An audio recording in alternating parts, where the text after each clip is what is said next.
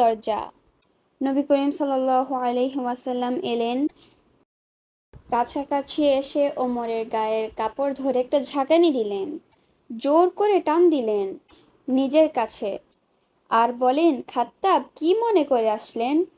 আল্লাহ তাআলা বড় কোনো মুসিবত দেওয়ার আগ পর্যন্ত কি থামবেন না?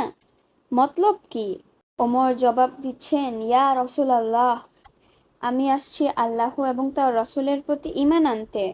সাথে সাথে কালিমায়ে শাহাদাত পাঠ করলেন। শুনে নবী করিম সাল্লাল্লাহু আলাইহি ওয়াসাল্লাম তাকবীর দিলেন। নবী করিম সাল্লাল্লাহু আলাইহি ওয়াসাল্লাম খুশি হলেন, সাহাবীরাও সবাই খুশি হলেন, এবং গোটা মক্কায় ওমরের ইসলাম কবুলের খবর ছড়িয়ে পড়ল।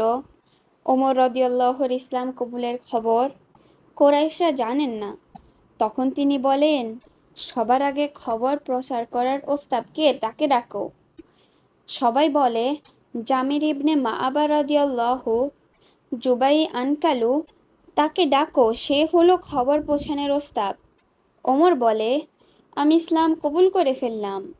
তখন তারা কুরাইশদের কাছে বলে, ওমর ইবনে খাত্তাব ধর্মত্যাগী হয়ে গেছে।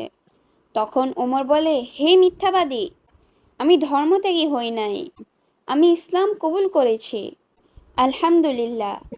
সবার সামনে আবার শাহাদাত পাঠ করলেন। তখন কুরাইশদের মধ্যে মারামারি শুরু হয়ে গেল। তাদের মধ্যে একজন বৃদ্ধা লোক এসে বলল, এখানে কি হয়েছে?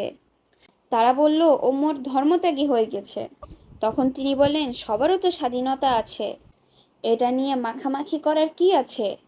আরও বলে, ওমরের গোষ্ঠীকে চিনো? তারা কি তোমাদেরকে এমনি এমনি ছেড়ে দিবে?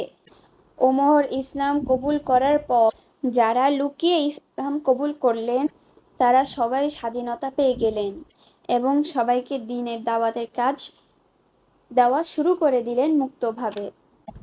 আজ এ পর্যন্ত। আপনারা সবাই ভালো থাকেন, সুস্থ থাকেন, আমার জন্য দোয়া করবেন, আমার আম্মু আমার আব্বুর জন্য দোয়া করবেন। পরবর্তী ভিডিওতে দেখা হবে। আল্লাহ হাফিজ। আসসালামু আলাইকুম ওয়া রাহমাতুল্লাহি ওয়া বারাকাতুহু।